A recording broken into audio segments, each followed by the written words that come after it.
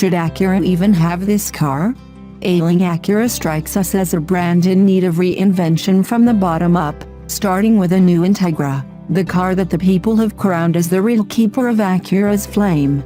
Instead, Honda's luxury brand is starting its long journey back to relevance from the top, with a hybrid supercar that will sell for more than $150,000. It'll be a tall poppy in a showroom where the next priciest vehicle starts at $51,870, but it's too late to dig up old arguments about priorities. We finally moved past the drawings and concepts, beyond the prototypes, and onto what the aviation industry calls the flight article. This is it, the real deal, a drivable Acura NSX with a key that has been placed in our hands. So we'll put aside the academic critique and just go pound pavement. What we're about to drive is a distillation of Honda's inner feelings at this moment.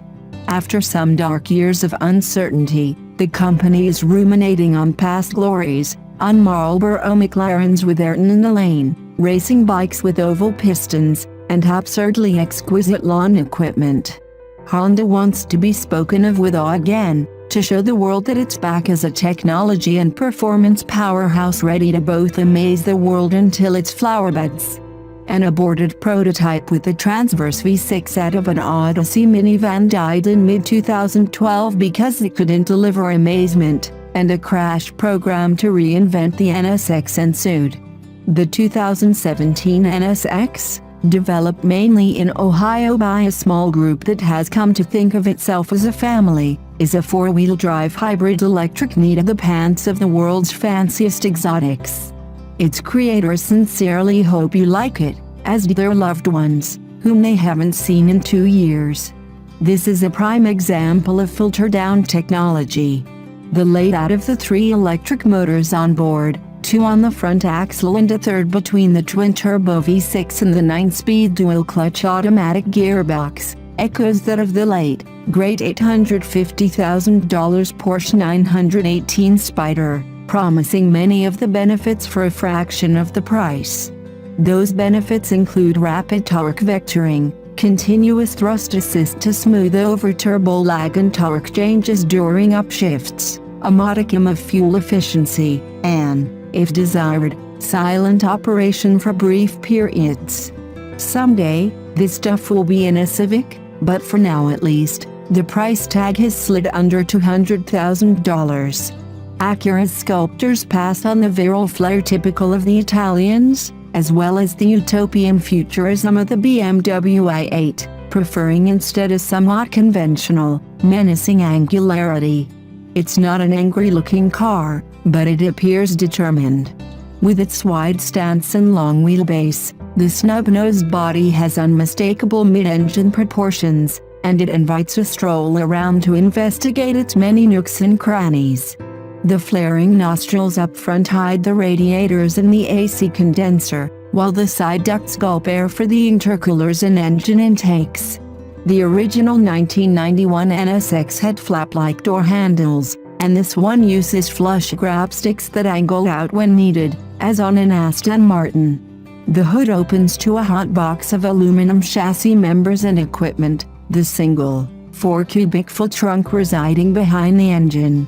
Squat down and back and you'll notice a cluster of what looks like Honda-fit exhaust pipes.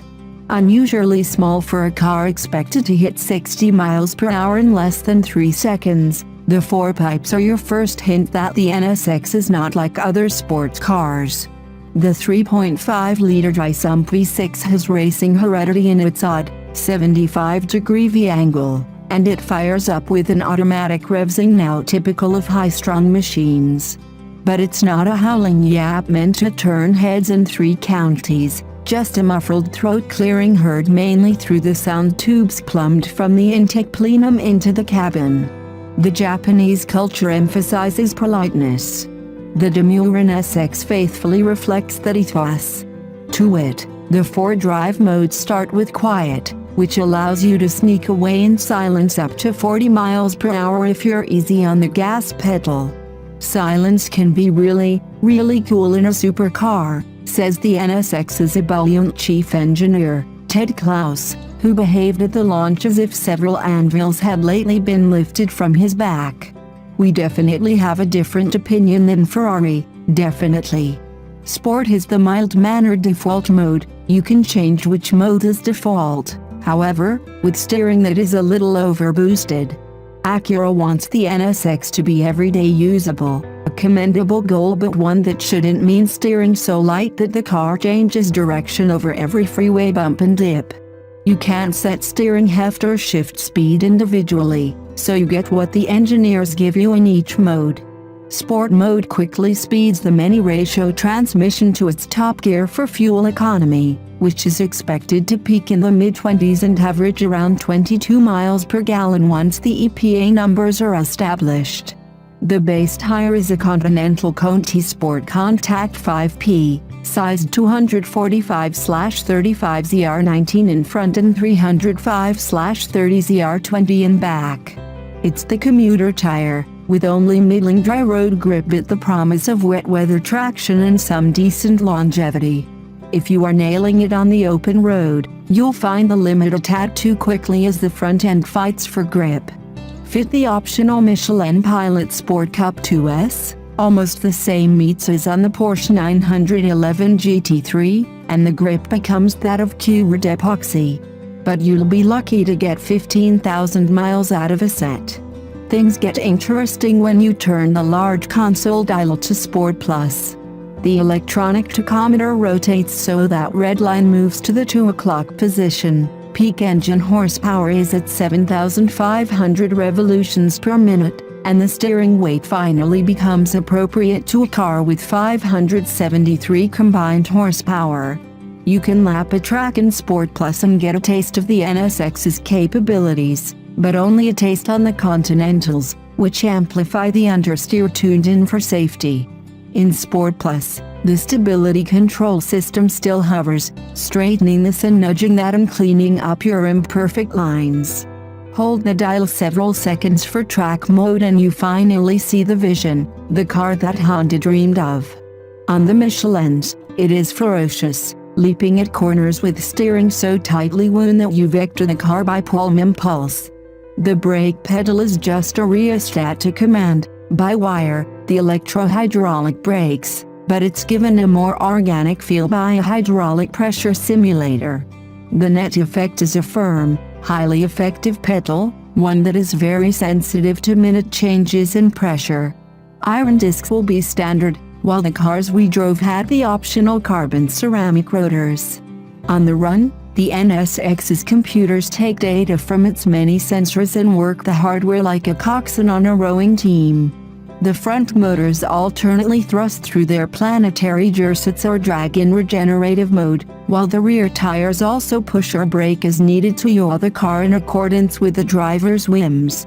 Exiting a corner, you want to get on it early to put the front side-by-side motors into full tractor mode to help pull the heavy NSX out with startling haste. The upshifts are heard but barely felt, the acceleration curve hardly slackening as the front motors power the car through the gear changes and the rear motor impels the V6 as the boost builds back to its 15.2 SI peak. It's a seamless operation and a vision of a future when all cars will be bionic. It's also much too muted. The precision thrum of the V6 piped into the cabin lacks a guttural snarl, and it's even more disappointing for bystanders. An NSX passing by at full throttle is a whoosh of mostly tire hiss and displaced air, the engine a distant voice in the wilderness. We don't mind that the steering wheel, comparable in feel and feedback to a Porsche 911's, doesn't jump in your hands, but the NSX needs more drama. Another issue, rather than offer a series of escalating modes that increase the driver's freedom, as, say, on the Corvette Z06, the NSX staircase is designed for outcomes, or to make the car go ever faster. In track mode, you can't slide around because sliding is slower. The car intervenes with corrections that make it straighten up and fly right. Faster lap times, yes, but also not as fun. You can shut off the stability control entirely, but then you risk a wall encounter. Besides desperately needing a door bin to hold your cell phone, The NSX needs another mode, call it Track Plus, that lets the driver make mistakes and look into the abyss but will act to prevent disaster. With it, the NSX would be a better learning tool. The overall impression is that of a company that hasn't built a sports car in a while, cautiously feeling its way with a complicated new machine produced by a rushed development program. It has the essentials, what it needs can mostly be added with software. The on-sale date isn't until spring, so there's still time to make the NSX of our dreams.